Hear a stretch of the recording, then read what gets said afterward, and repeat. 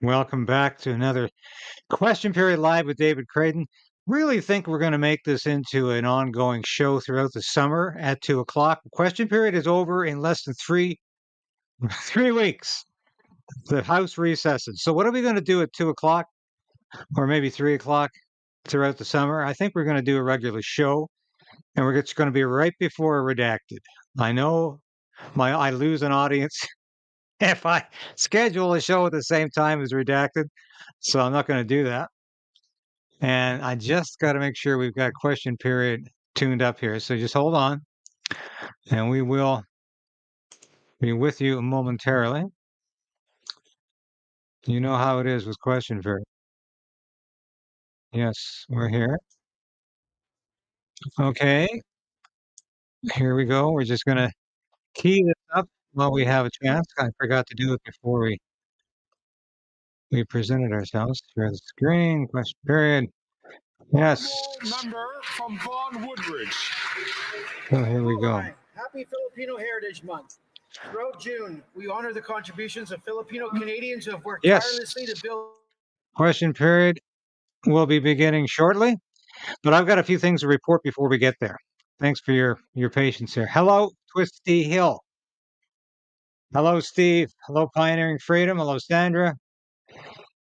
Hi, Randy. Everybody, please, right now, I want to tell you, like this broadcast. Give it the thumbs up, please, because we're fighting YouTube suppression right now. They're trying to drive my numbers down every day. It's easy. You just show clips. And don't do interviews with people. Don't do original content. YouTube loves it. Just show clips, and they will give you all kinds of access. Do the kind of work that I'm doing, and you will get suppressed, especially with what I'm about to do here. This is a surprise. Now, a lot of you have been following my story with the Pride walkout with my friend Camille Al-Sheikh. I tell you, he never ceases to amaze me. Does he just talk about doing things and just watch and sees what happens? No, he follows through. And this is what I admire about this guy. He doesn't just talk about things. He's a man of action. He goes out and he executes the plan, and he makes sure it's working. And that's what he's been doing for the last couple of days. Monday and today, he's been out looking at schools to see what kind of participation rate are we getting for this walkout on the pride flag raising ceremonies, on children not going to school or wearing red and white. He tells me the word he's getting from his cells across Canada, from Vancouver to Halifax, an average of 50% of students did not show up yesterday or are not going to the pride flag raising ceremony. That is phenomenal. Now we always hear bad things about Muslims from some Christian leaders who are saying they're all with Hamas or they're all against Israel. I tell you, Camille is as a Canadian as anybody. He's as Canadian as me, and he's fighting at least as hard, if not harder than I am, for the traditional rights we always believed for in this country. And I take my hand, I salute his work, and all of the other Muslims who are working with him, and the Christians and the Jews and the Hindus and the Sikhs. This is an all-faith commission. This is an all-faith group that's fighting for the Canadian values we all remember. It wasn't that long ago, folks. This is something that unites people of all religions and all faiths in this country. We don't want our children exposed to pornography in their school libraries. We don't want our children to have to go out and see a pride flag hoisted that celebrates a lot of sexual things you might not agree with, and I don't agree with. So let me show you a video of what Kamal's been up to here today.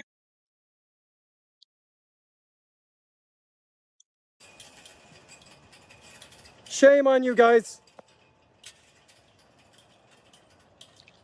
Guys, a Canadian school, a French Canadian school, they're clapping for a pedophile flag.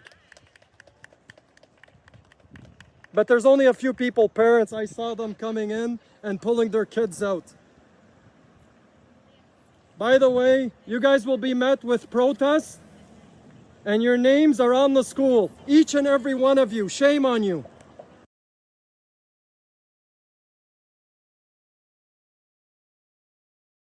That's just one school. That was a French language school where Camille tells me they're getting 70% participation in Ottawa. French language schools in Ottawa, 70% participation. Whereas the French language Catholic schools. Across the board in the country, it's 50% on average. Some schools are closed down because there's no students there. Other schools, maybe they're getting 20%. Other schools are getting 90% participation rate for an average of 50. Folks, that's phenomenal. And that's because people care enough about this country and about their faith and about basic values and about humanity and about children. Justin Trudeau doesn't care about your children. Randy Boissonnault, the unofficial trans minister, who's always talking to trans kids all night who are afraid of Alberta's legislation. They're not for children. Having a sex change operation is not like joining the chess club, like Randy Boissonnault says. And by the way, there's more bad news out about Randy Boissonnault's days as a lobbyist. It's not over. That story is not over. He's got more questions to answer about his mixing business and business. So I want to know more. I'm going to be talking about Michael Cooper about that story. So here we go. This is big news, folks. This is a protest that, like the million-person march, has been successful because we got together. We stayed unified. We did not let foreign wars get in the way. Just like we've got to stop this war in Ukraine, we have to stop this war in the Middle East, and we have got to stay united on the issues that are important to Canadians, such as saving our kids from indoctrination, from gender ideology. These are the important things for children. And these are the important things for Canadian families, no matter if you're an evangelical Christian, a Roman Catholic, a Muslim, or a Hindu.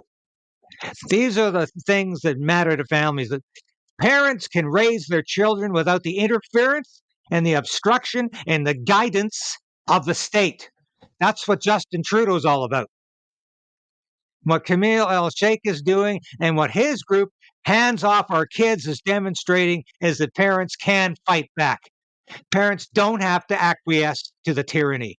Parents don't have to say, yes, you win. You don't win. We are going to win this. A couple of more stories I want to highlight before we get to question period. National Security Intelligence Committee of Parliamentarians. The report was out yesterday. It's shocking. It's absolutely shocking.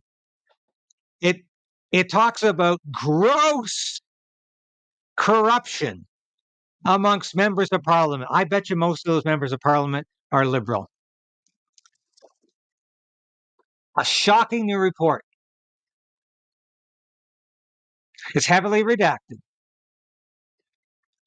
The report said some elected officials began wittingly assisting foreign state actors soon after their election.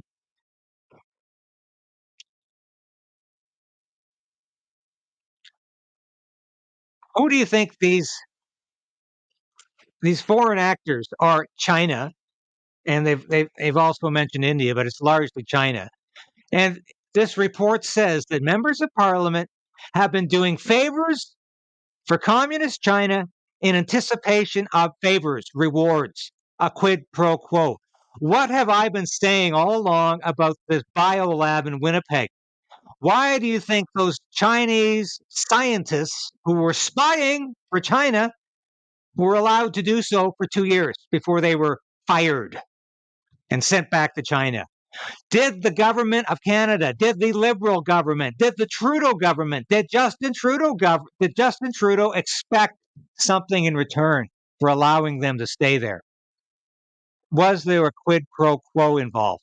This new report suggests that MPs have been doing things for communist China because they expect to get rewarded. I'm going to be talking more about this report this week. I want to get some comments. I'm not going to just show you clips of other people getting comments. I'm going to get comments from MPs on this. I'm going to get comments, I hope, from the chair of this organization, the chairman of this organization, which ironically is a former Liberal MP named David McKinsey. He's the brother of the former Premier of Ontario, the Liberal Premier, Dalton McGuinty. So it looks like he's got some principles, but he's going to allow this report to be out.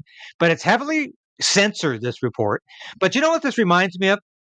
When James Jerome, who was a speaker during the dying days of the Liberal Trudeau, just in the Pierre Trudeau Liberal government, and might have been there in the early days of the Brian Mulroney government. When he left, he talked about massive corruption in Ottawa, behind the scenes, under the surface. The national media did nothing.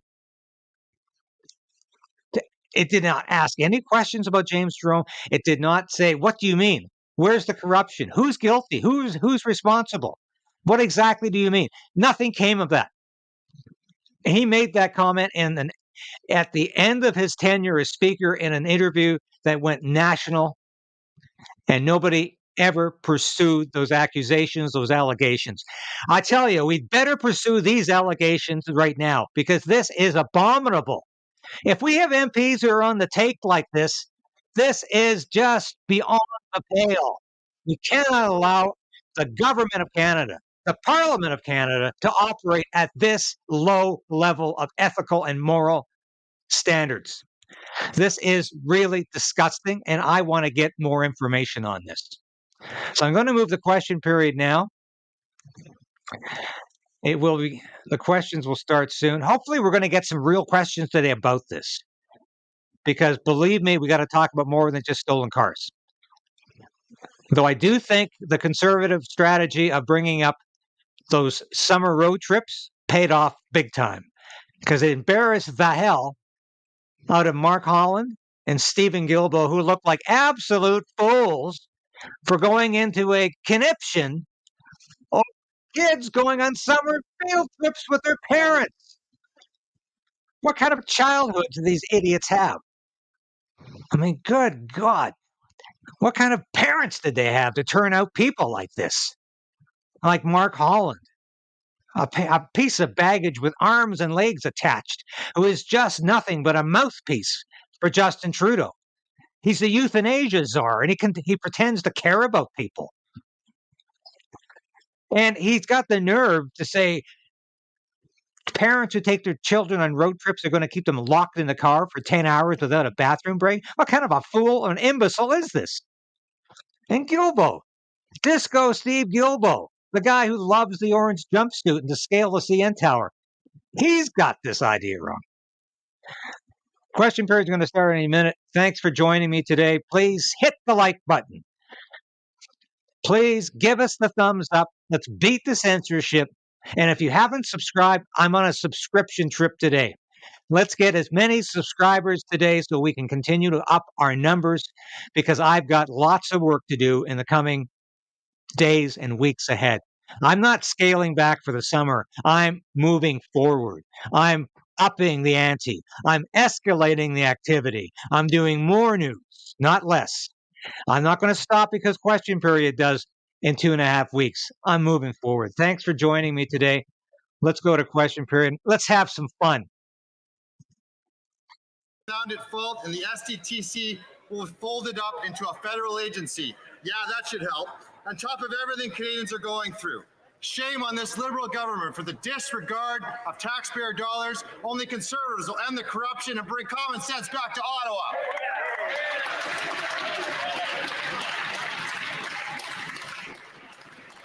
The honourable member from Fredericton. Mr. Speaker, June is Indigenous History Month. On June 21st, we observe National Indigenous Peoples Day across the country with celebrations and cultural showcases from coast to coast to coast. It's also the kickoff to summer, and that means powwow season. I want to congratulate students from Fredericton and Leo Hayes High Schools who worked tirelessly to plan and organize these highly successful events, bringing together drum groups, dancers, knowledge keepers, and of course, delicious food to share vibrant Wolastoqey culture with their fellow students and staff. It was Fredericton High School's first of its kind, and it will not be the last. For anyone who hasn't had the pleasure of attending a powwow, expect to see beautiful cultural expressions, hear the heartbeat of Mother Earth, laughter, and learning. It is truly a spectacle to behold, and I look forward to traveling the Powwow Trail in New Brunswick with my family. For all the amazing powwow committees, as well as chiefs and councils across Turtle Island, will Lee win for all your hard work and dedication and for bringing this important tradition to your communities and surrounding regions each year. From a time in Canada when critical gatherings like this were outlawed, fast forward to today when all are welcome as we continue our path towards reconciliation.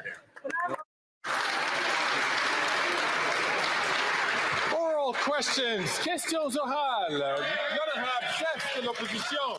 The Honourable Leader of the Opposition. After 9 years, this Prime Minister is not worth the cost or the corruption.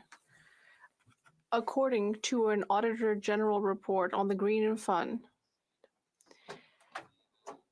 we're talking about billions of dollars spent without respecting the rules, and Liberal insiders who are channeling taxpayer money to their own businesses. A level of corruption that one of the public servants in this government described as being like the sponsorship scandal. Will the Prime Minister take responsibility for this waste and corruption, or just keep blaming others? Before having the Prime Minister answer, I will just invite the member for Timmins James Bay to not speak when not invited to do so by the chair. The Right Honourable Prime Minister.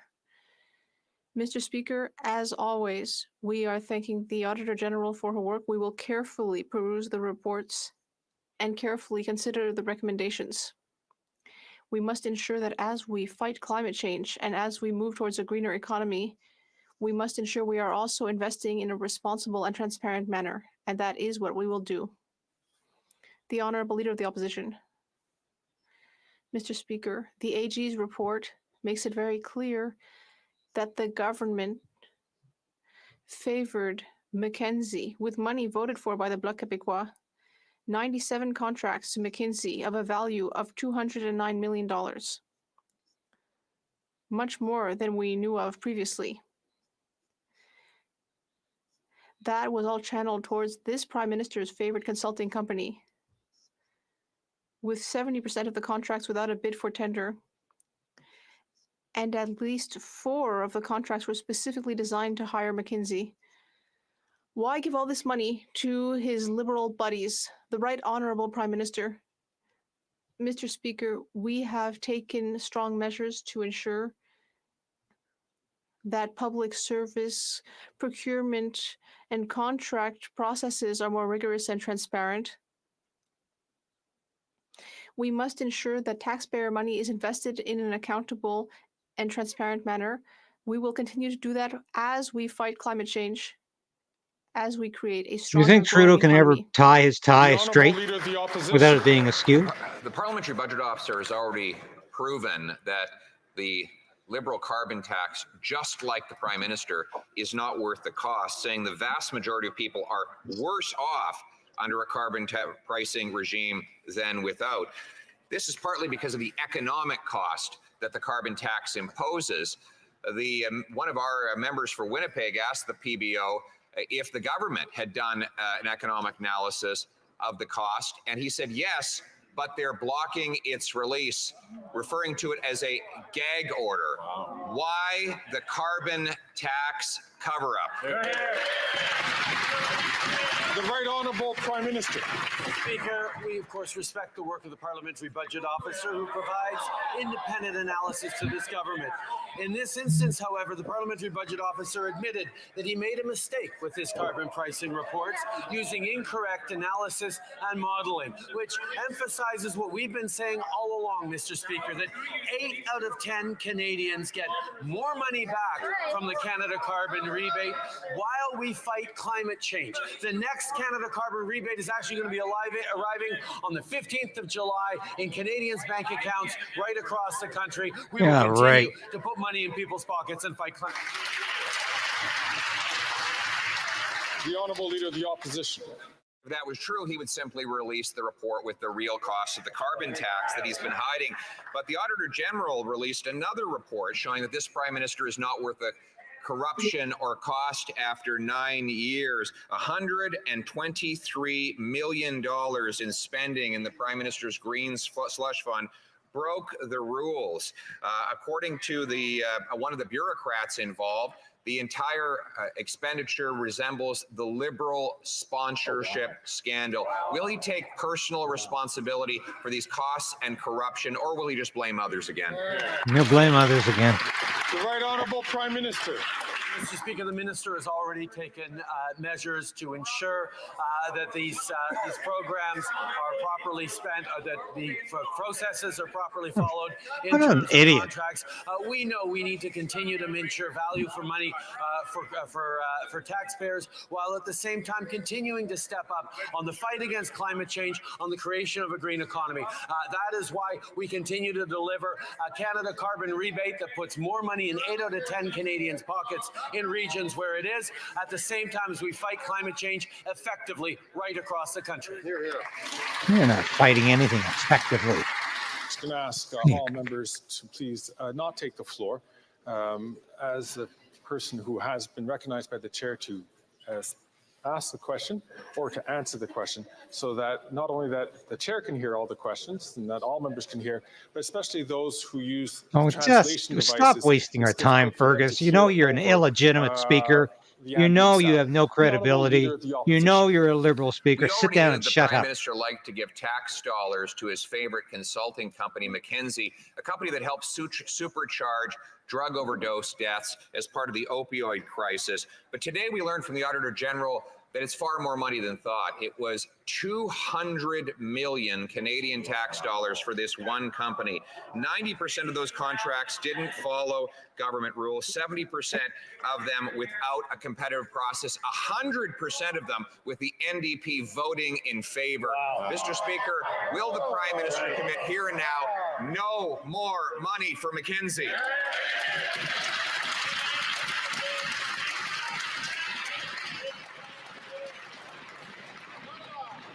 Again, I asked members, and I've already asked a member from Timmins James Bay if he could please not comment while other members are speaking, so that way we can all hear.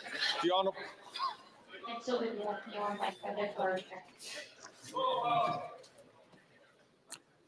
The Right Honourable Prime Minister. Mr. Speaker, obviously the taxpayers deserve to get value for money, which is why we've continued to strengthen our oversight and the measures whereby public servants grant contracts, including to outside consultants. We've reduced those numbers.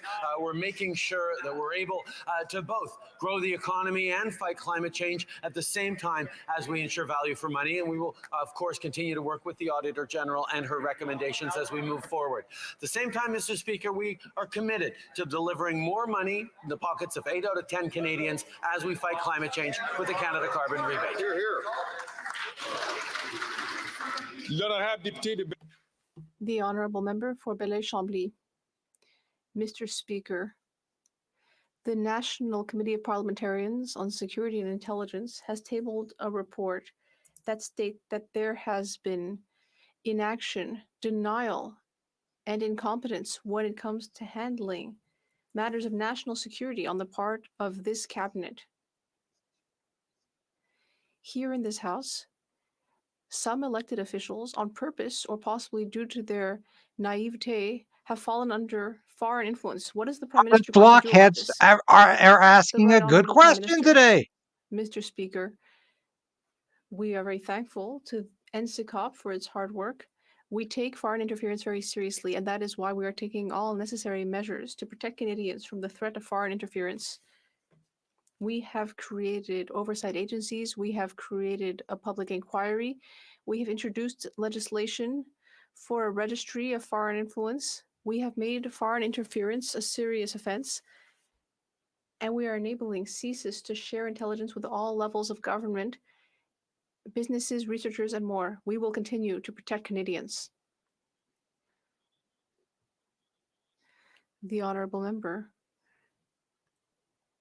The Prime Minister said himself that he has not read the reports, that he has ignored them, that he has slowed down the intelligence and inquiry process. At this very moment, some elected officials may be under foreign influence. They could be in any party. The Prime Minister must answer. Because right now, this Prime Minister is doing nothing about the fact that in this Parliament, there are people that are under foreign influence, and he's doing nothing. Sorry, I haven't been putting your comments up today, folks. I've just been a little distracted with so much going on right now in the news. The leader of the Bloc Québécois is asking this question because And I don't have anyone else to behind me receive doing the this. security clearance that would have enabled him to read the classified documents so he could actually understand the issues. And because Trudeau he's is on the run refusing today. to receive the security clearance, he can engage in this type of partisan attack on issues that are actually very serious. And this government is taking it very seriously and doing the work. The honourable member from Burnaby South. Finally, a question of substance from the blockheads. China and India are interfering in our democracy and are using members of parliament. Look at this hypocrite. A Canadian is dead because India allegedly sent assassins to murder him in Surrey, BC. Yet the conservative come on, leader you're part of the refuses Sikh to condemn terrorist group, so India's stop Modi, and the Prime Minister has failed to protect our democracy. How will this Prime Minister take this matter seriously and hold these foreign governments I tell to you, this account? bozo only owns one suit, which he's busting out of because he eats so much. Mr. Speaker, since 2015, we've been the first and only government to introduce significant measures to counter foreign interference. The very What a creation joke. of You're, the National you're Security and Intelligence contributing to it, and you're getting rewards an from it. initiative against which the Conservative Party campaigned and fought bitterly while they were in government, has allowed us to see a lot more and to make sure that all parliamentarians are aware of what the intelligence community is doing to keep Canadians safe. We've moved forward on election protections protocols. We move forward on more tools for our security agencies. We will continue to do everything necessary to protect Canadians. And you take this guy seriously even for a moment. This is the one who's getting rewarded from China. For Burnaby South. And the repercussions are serious. I can't take either of these clowns seriously. And India have Bozo been 1, Bozo 2. Democracy and using MPs to do so. Yet Yeah. the leader of the Conservatives is I refusing love these to comments. condemn India's Sellout Modi saying, government. what a choke. And this Prime Minister has failed to protect our democracy. How will this Prime Minister hold the governments of India and China Right on, accountable Keith. Sit for their down, Jugmeat. You're interference? not opposition.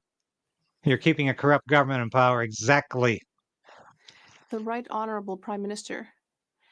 Mr. Speaker, not only are we giving new tools to our security and intelligence agencies, as well as our parliamentarians to fight foreign interference, sniveling but also, little hypocrite. we are standing up strongly against foreign interference by being there for the rule of law and international law. The rule of law. Is that why you got away with SNC Lavalin? Is that why you get away with the weed scandal? China and others? Is that why you walk away from all the scandals in your private life, including sexually assaulting somebody, and you walked away from that too? To Canada to leave authoritarian regimes. We will be there to protect them. From Thornhill.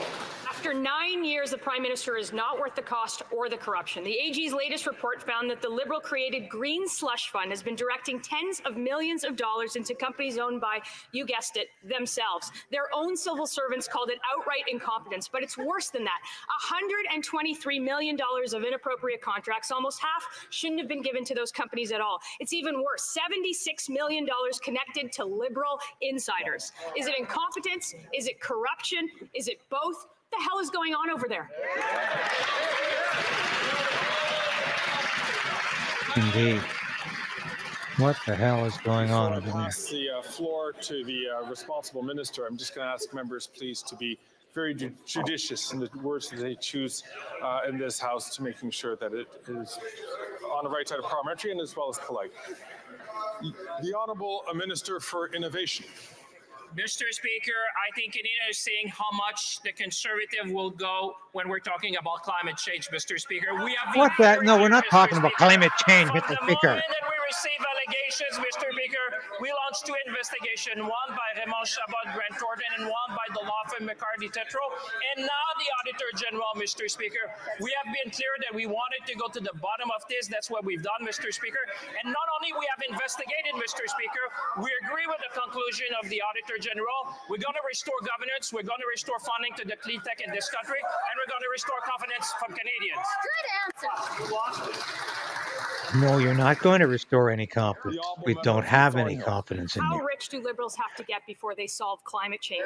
Tens of millions of dollars being directed back into their pockets. The Auditor General made clear that it is that minister who's responsible for the scandal. While millions eat in food banks, young people can't buy a home, families can't take a summer vacation, that minister is giving millions of dollars to his friends under the guise of his climate change ideology. Is he actually joking? When will anyone over there face a single consequence for anything? They're finally getting some guts to call climate change scam a scam. The Honourable Minister for They're not quite there yet, but they're getting there. For the question, Mr. Speaker. You see again the Conservative going, Mr. Speaker. The Auditor General's report was very clear. Parliament decided 20 years ago to have an arm's-length organization to manage that, Mr. Speaker. We investigated the allegation. We're proposing now a new governance model, which will be under the rules of the Federal Public Service, so we can have more rules around HR, more rules around funding, Mr. Speaker. We're going to restore confidence. We're going to make sure that we have a model of delivery that have the highest standard, Mr. Speaker. We're going to fight for the clean. JC, the answer is yes, they do. I'm obviously there. So. the Honourable Member from Leeds Grenville, Thousand Islands and Rideau Lakes. General report makes it clear that this Prime Minister isn't worth the cost or the corruption. The Prime Minister's billion-dollar green slush fund handed out 123 million taxpayer dollars illegally. And we know this because Conservatives have been fighting against the Liberal cover-up as we've tried to expose this Liberal minister's incompetence. We know that nearly 100 conflicts of interest were uncovered because of the Auditor General's investigation. It's shocking confirmation of corruption, and we know that they're going to try and cover it up. What we need to know today, is the minister going to assure Canadians that not a single dollar of severance will go to the corrupt executives? The Honourable Minister for Innovation. Mr. Speaker, again, let me tell the Canadians, the Conservative at the time, 20 years ago, wanted that to be an independent arm's-length organization, Mr. Speaker, from government.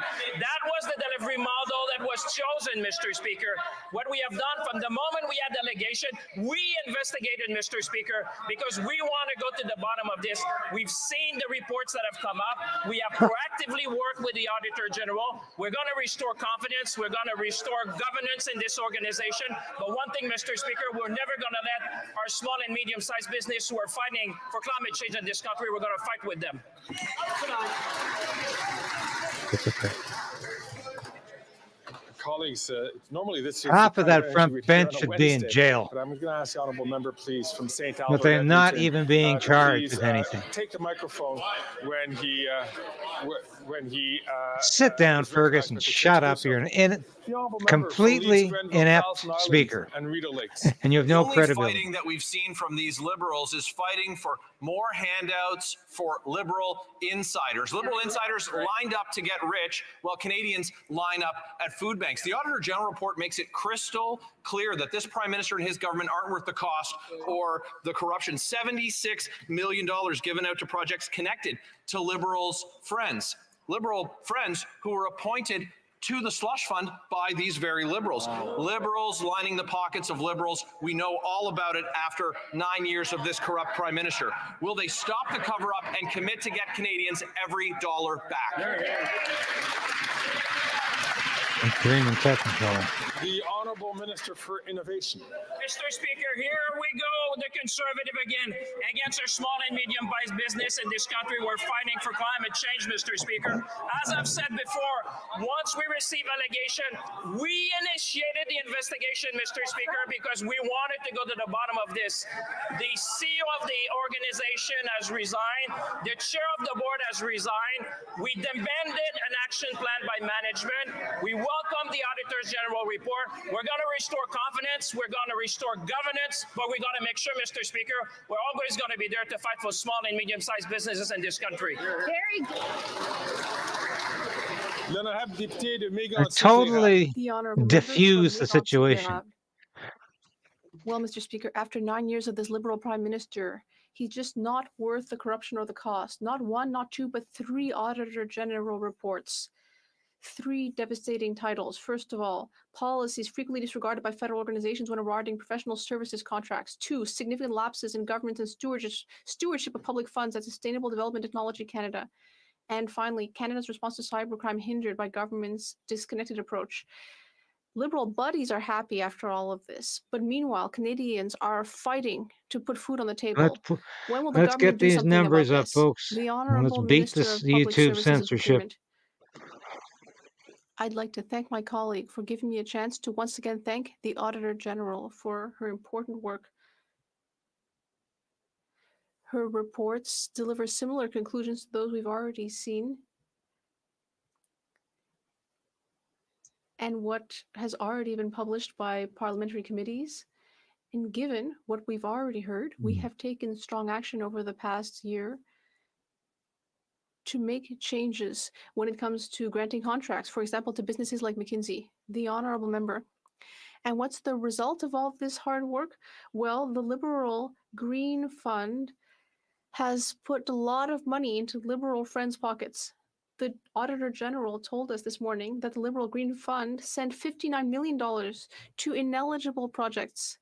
That's right under the eye of the Minister of Industry, and just like usual, the minister did nothing. But we know the minister was aware. Will the minister ask his friends to reimburse Canadians for their ill-gotten gains? The Honourable Minister of Innovation. Mr. Speaker, the Conservatives seem to be waking up. I guess it's this nice weather. As I said in English, when we heard allegations, we immediately launched investigations while they were slumbering. We took immediate action. We worked with the AG. Why? Because we want to get to the bottom of things. Our model of governance will enable us to relaunch the organization in order to be able to fund small businesses that are fighting climate change. We will bring back trust and support our small businesses. The Honourable Member for Belleuil-Chambly. Well, Mr. Speaker, we know that that report was tabled yesterday and could not have been looked at before. There's only one member of the Bloc Québécois on the committee, the member for Montarville. No one could have revealed the names in question. So I would invite the Liberal caucus to look around among themselves and tell themselves that among them there are people who are under foreign interference. At least they're not obsessing with language during policy their next today. caucus, they should perhaps speak among themselves and find out who it is. The Honourable Minister of Public Safety. Mr. Speaker, as I said yesterday, and I will repeat today, we need to be very careful when we talk about details of intelligence in a public context. As we've said, we are the only government who has created a series of measures that have evolved over the years to strengthen our capacity to detect foreign interference. I have a great deal of trust in our security and intelligence organizations and the RCMP, and I know that they will do what they need to do. The Honourable Member for Lac-Saint-Jean. Mr. Speaker, we're living through difficult times. We see the situation in the Middle East, Eastern Europe, Mexico. Then there's institutionalized violence, war, global warming. It is indeed a difficult time on Earth. And of course, people from throughout the world are looking for a safe harbor. And that's why we have a record number of asylum seekers, people who are waiting for a work permit and are forced to go to the food bank or get on welfare because, as usual, Ottawa is asleep at the switch. When will this government finally start taking the matter of asylum seriously? Yes, Trudeau must have done that. The Honourable Minister of Immigration, Refugees and Citizenship. Thank you, Mr. Speaker. Trudeau has run out again, the way for his very fair question. Like many other countries, Canada is facing pressure on Trudeau today. Asylum requests, but that doesn't mean we're not taking it seriously. Quite the contrary. We are increasing our efforts sharply because we know that people coming here are fleeing war and violence. They need support. That takes help from Quebec. And I'd just like to say that the Bloc Québécois has fought hard to ensure that asylum seekers are properly welcomed into Quebec and Canada. The honourable member for Lac-Saint-Jean. Well, thank you, but there's a cost when it comes to asylum seekers. There's a cost and there's responsibility. They need to be housed. They need to receive healthcare. They need to be taught French. And Ottawa isn't doing anything to help them with these things. Asylum seekers now represent 20%, nearly 20% of recipients of welfare in Quebec. The Prime Minister likes to say that the huddled masses of the earth can come to Canada, but once they actually get here, he won't lift a finger to help them. He doesn't even give them a work permit within 30 days. Is that what the Liberals really think being welcoming is? The Honourable Minister of Immigration. A few weeks ago, Mr. Speaker, the member across the way was saying that it took 6 to 8 months. Now we're ensuring that people do get their work permit. We know that it helps them once they can work. We want to do better. Of course, applications are at a record high level, but I'm looking forward to working closely with Quebec on this. From Calgary, Midnapore.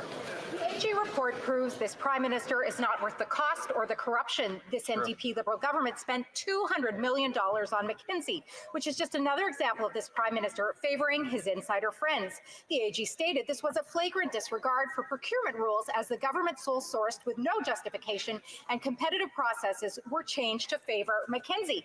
The clear favoritism is just one more example of this government choosing their friends over integrity. Why has this Prime Minister been caught time and time again red-handed, giving his friends lucrative contracts? The Honourable Minister for Public Services. As he's corrupt.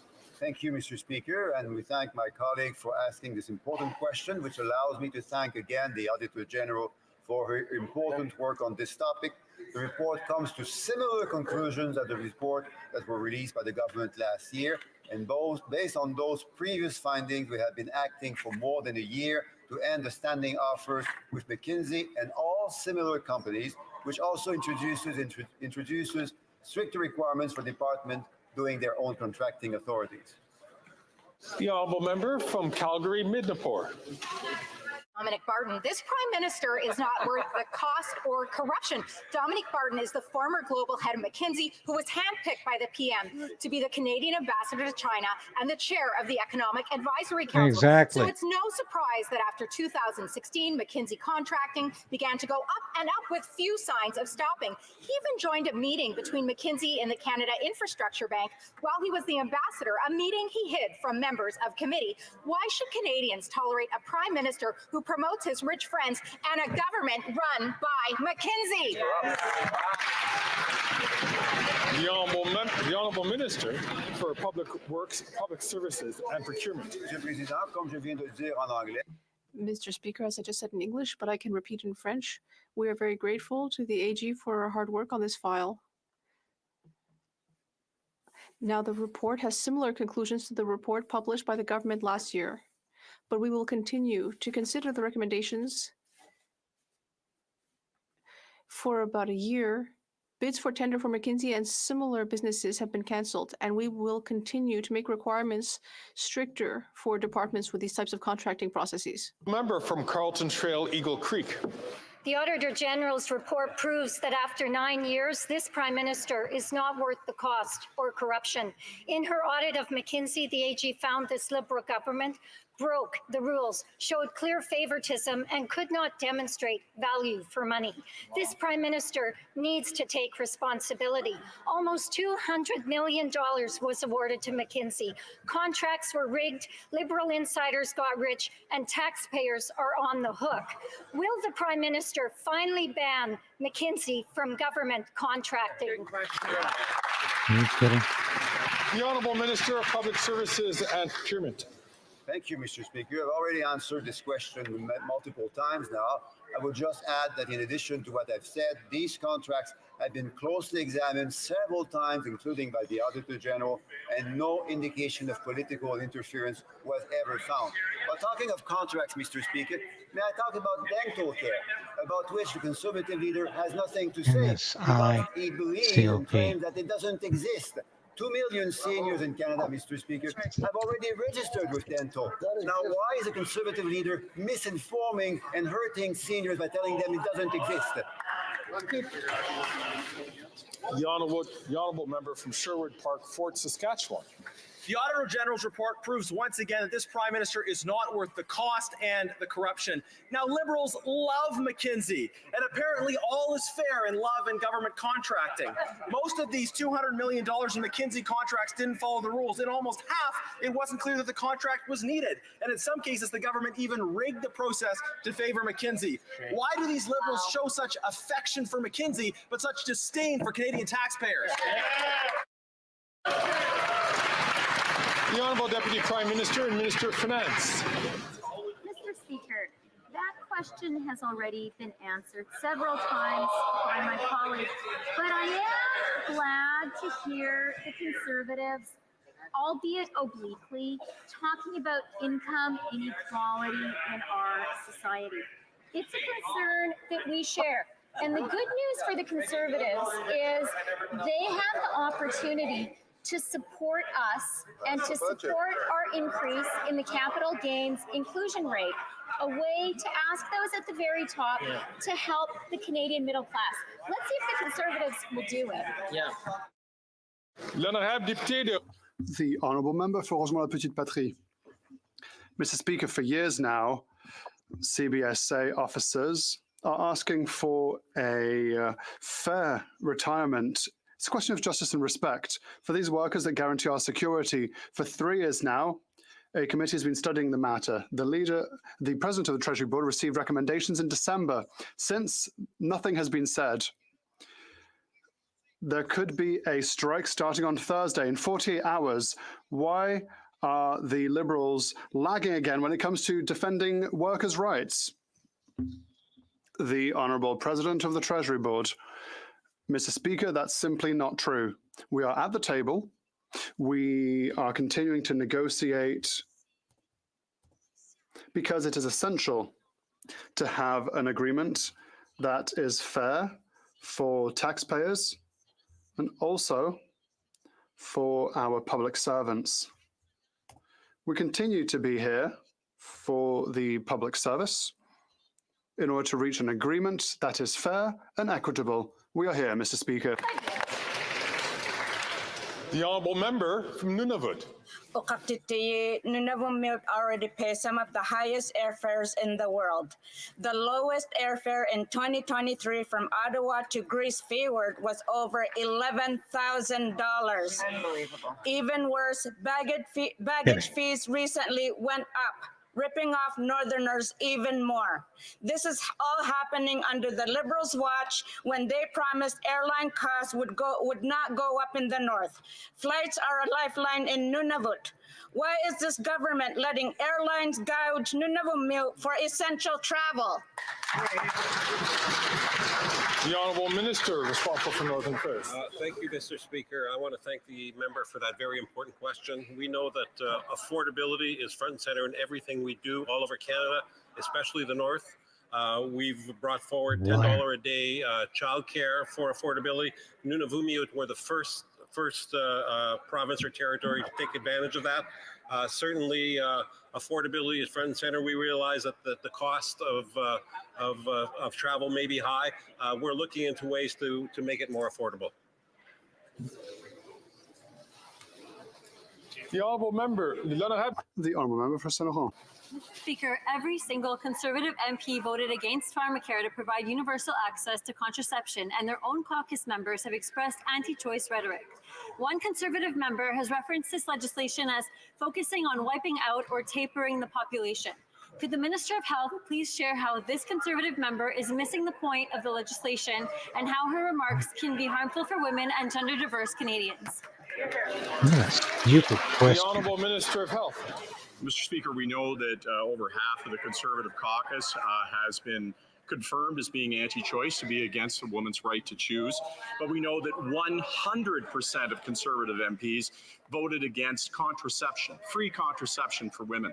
Mr. Speaker, when you make comments like that, it becomes clear that if you're both against abortion and against access to contraception, you're against a woman's right to choose and have autonomy over her own body. It isn't Conservative MPs who should tell women whether or not they should or shouldn't start a family. It is women themselves who must always make that decision. And this piece of baggage supports both abortion and euthanasia, so he is for population control. He's for death. He is the czar of euthanasia in this country, and he is a joke. Member from Brantford Brent. The explosive Auditor General's report proves that the Prime Minister is not worth the cost and corruption. This NDP Liberal government knew conflict of interest policies weren't being followed, and wait for it, did absolutely nothing. $76 million greenlit by Liberal appointed directors, never to be seen again. Canadians deserve so much better. If the minister knew about these conflicts, why didn't he take his job seriously and fire the directors? The Honourable Minister for Innovation. Mr. Speaker, actually welcome the question from the member because it seems that they have not really listened, Mr. Speaker. The moment we heard of allegation, we launched the investigation when they were asleep, Mr. Speaker. We launched the investigation by Raymond Chabot, Grant Thornton, and McCarty Tetreault.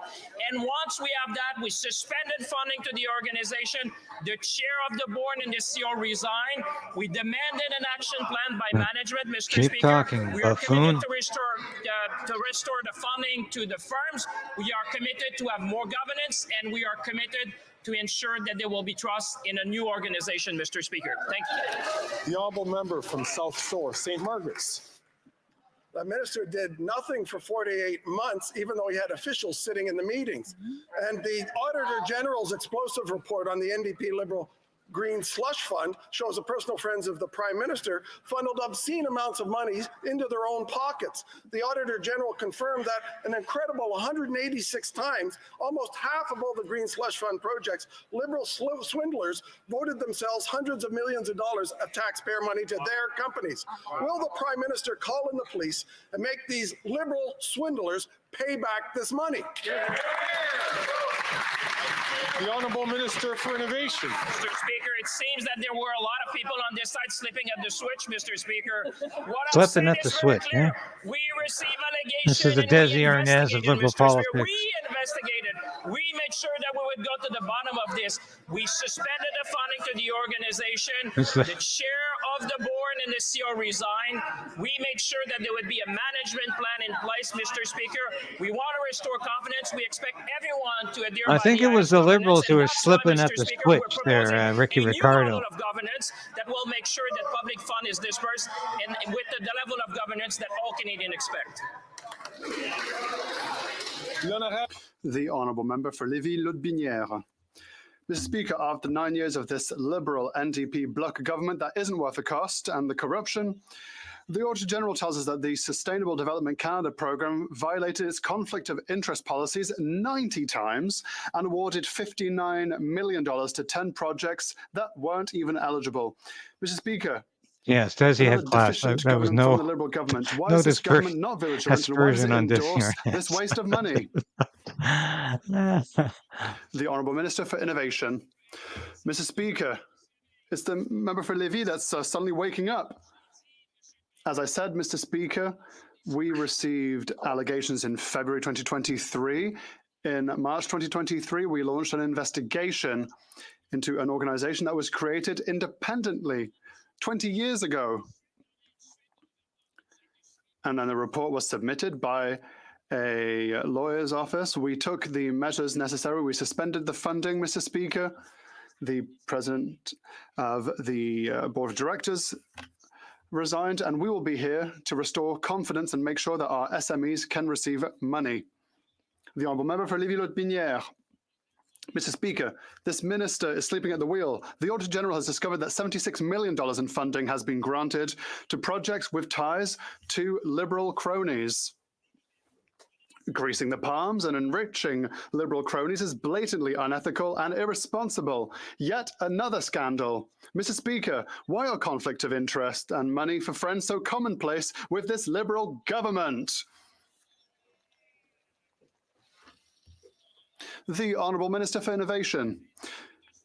Mr. Speaker, we can all recognise that the member for Lévis is a great actor, but the reality of the matter is simple.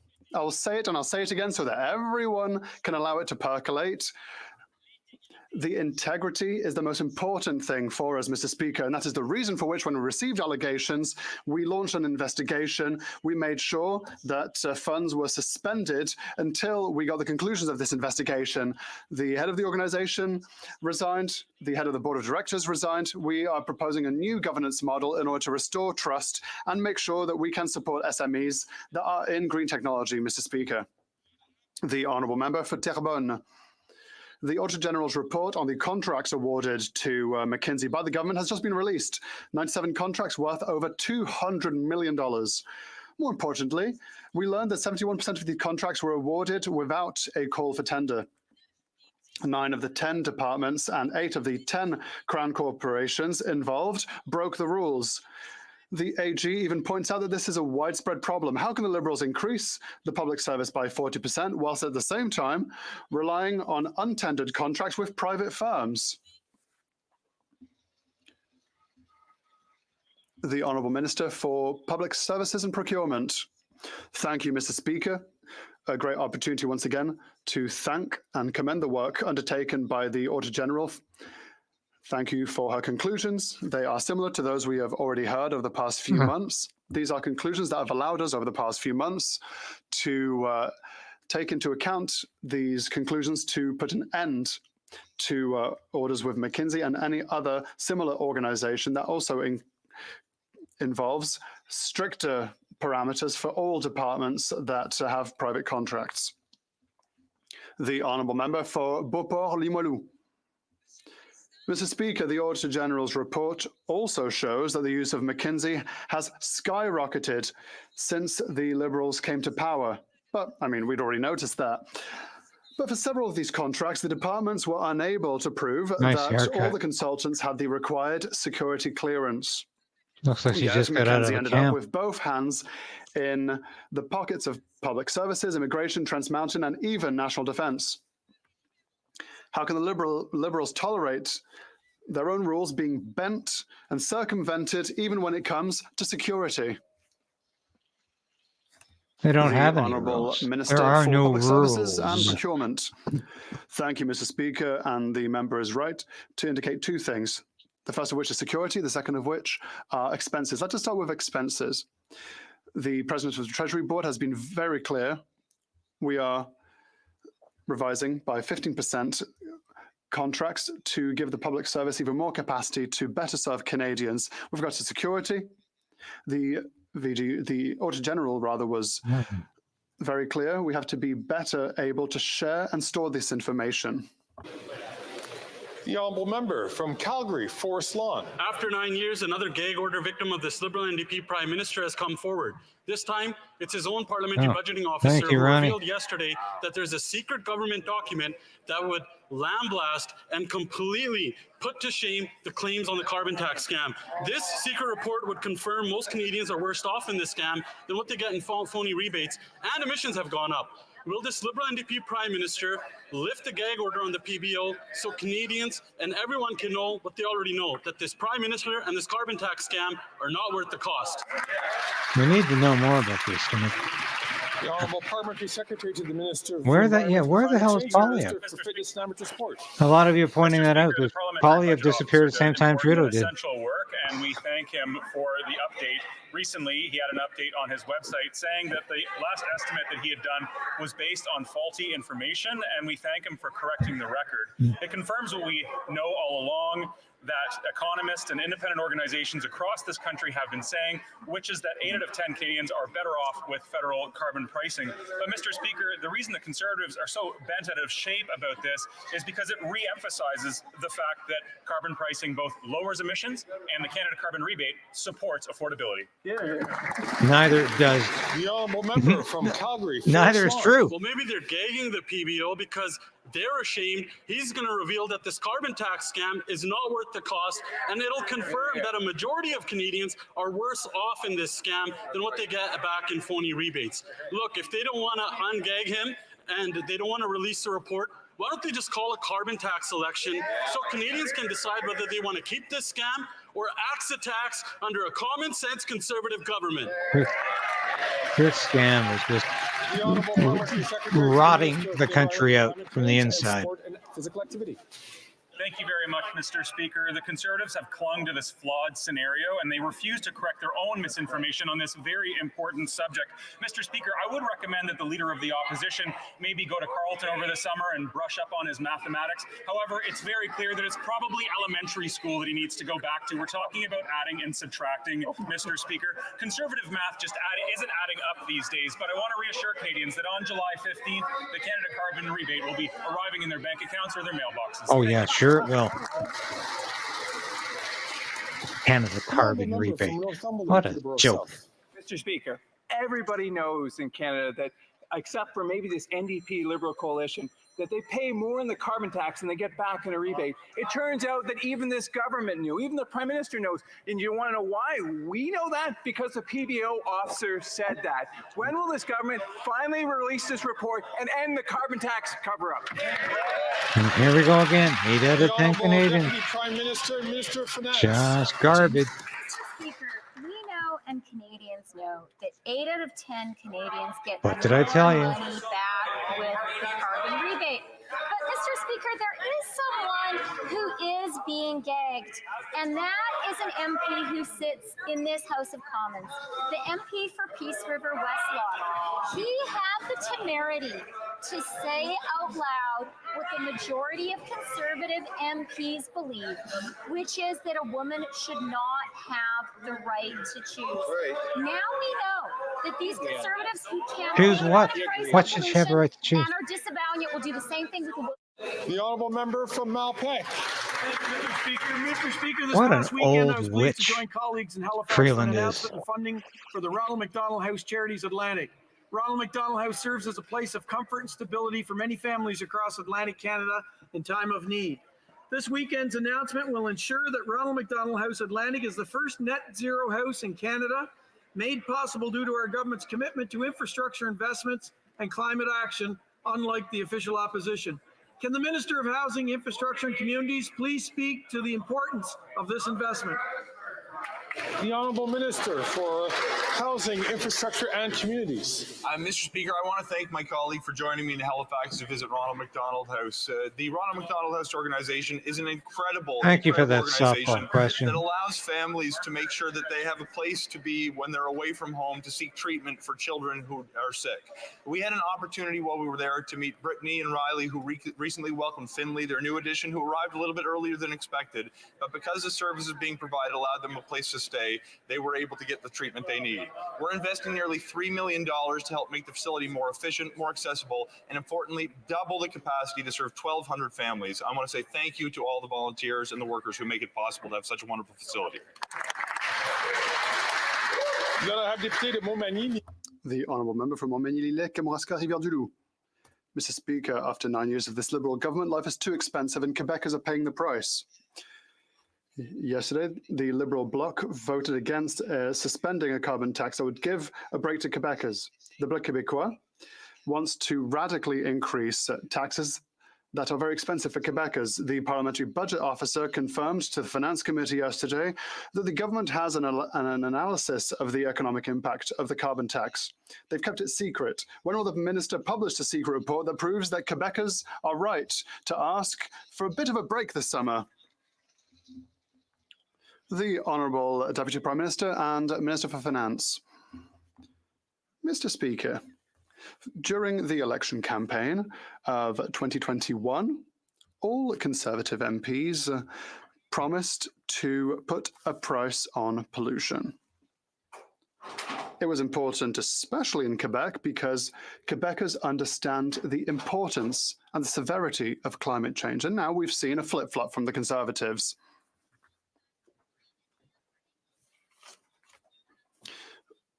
And now, the next thing they might flip-flop about is the women's right to choose. We should be scared of these Conservatives. The honourable member from Charleswood, St. James. You're the frightening one. Headingley. After 9 years of this NDP Liberal government, the Prime Minister is hiding the truth about the carbon tax, that it costs Canadians more than they pay. Yesterday, the Parliamentary Budget Officer confirmed he'd received information from the Liberal government that confirms his report, that Canadians pay more, but was under a Liberal gag order from talking about it. Canadians know it costs them more. When will the Prime Minister stop gagging the PBO and release the secret report that proves Canadians are right?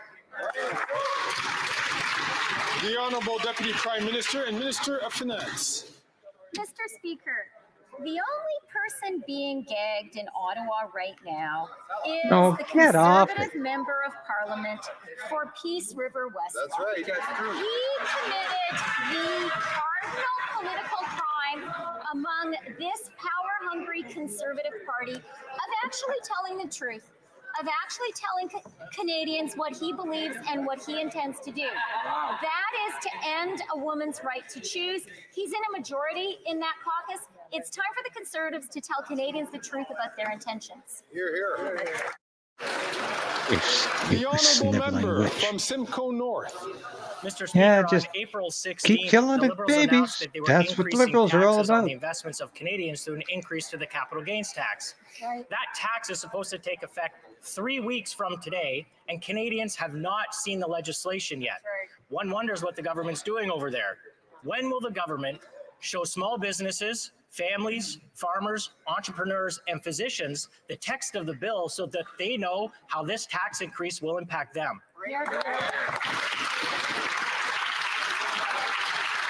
The Honourable Deputy Prime Minister, Minister of Finance.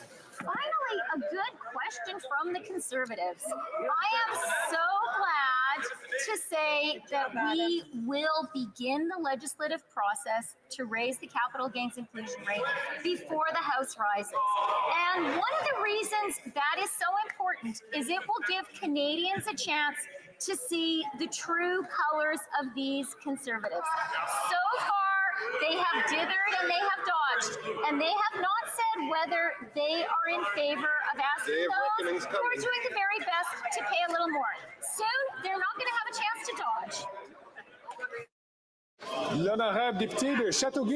You're finished as a politician. Mr. Speaker. Look for work, As you know, Christy Canada is Freeland. committed to achieving carbon neutrality by 2050, and our government is working very hard in all sectors to make this goal as ambitious as it needs to be.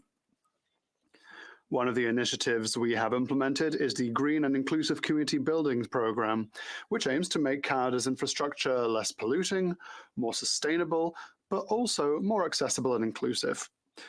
A concrete example of a project that is supported by this program and explain why this is beneficial for the community that receives this funding?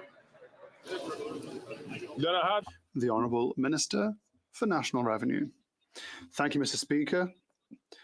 With the Green Inclusive Community Buildings Program, our government is investing massive amounts in the one like for the Stanstead's Arts Centre. Funding will bring Le Théâtre Sans Frontières back to life. It will host a variety of cultural and artistic events, as well as many community activities. Le Théâtre. The revitalized theatre will play an important role in the economic development of this small municipality close to our border. Thank you, Mr. Speaker. The honourable member from Edmonton Griesbach.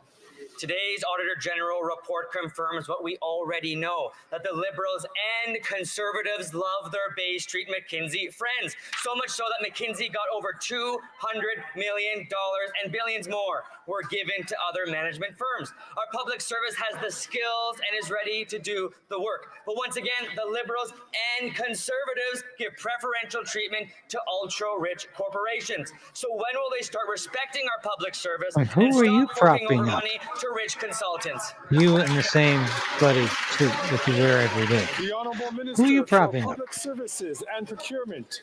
Thank you, Mr. Speaker. Thank you for our colleague to giving me another. Oh, yes. Thank you for our colleague. We're all in this game together. Grateful to the Auditor General for her important report. Although the report comes to similar conclusions as the reports released by the government last year, it is obviously important input so that we can continue the work that we have done, such as making sure that we are more, for instance, removing McKinsey and similar companies from standing offers. We're also introducing stricter requirements for other departments to do their own contracting in a way that guarantees integrity and confidence in our procurement process. The honourable member from Port Moody, Coquitlam. Mr. Speaker, Canadians with disabilities are struggling to keep up with high costs of food and housing, and the Liberals' measly $200 plan will leave people with disabilities living well below the poverty line. The government has an obligation legally to uphold human rights and to ensure an adequate standard of living for everyone.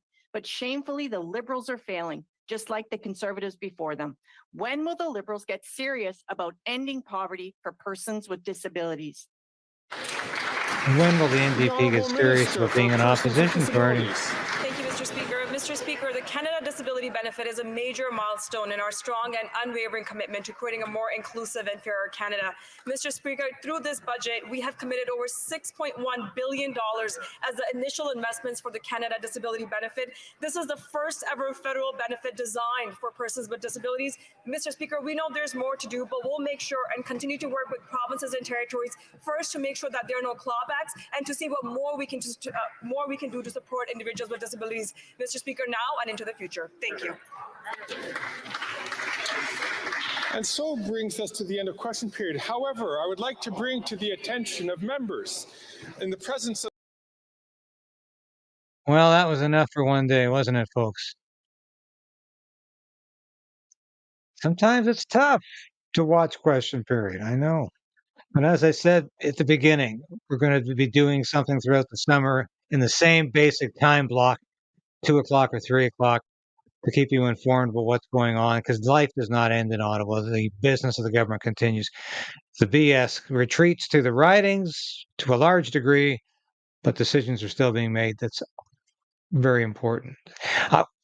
For the rest of the week, I want to keep my eye on this fantastic campaign that's going on here, the Pride walkout. This is historic. You will not see this reported or mentioned in the mainstream media. It hasn't been yet. It might be, but I'm going to keep reporting and hopefully do some live reporting later in the week on this, because it is working. It's effective. This is not something that's just being talked about, because there's a lot of talk in question period and there's a lot of BS in question period, and it comes to nothing. We need to take direct action. I really do think we need more direct democracy in this country. I don't know what else can save Canada from this institution and from this prime minister and from this endless series of talking points, meaningless suppositions, absolutely pointless statements, and repeating the same line over and over and over again. So let's stick with it. Let's keep fighting. Let's resolve to resist. And I'll be back again tomorrow. I might even do another broadcast today if I get more material from Camille. Thanks for watching, folks. We love you all. God bless.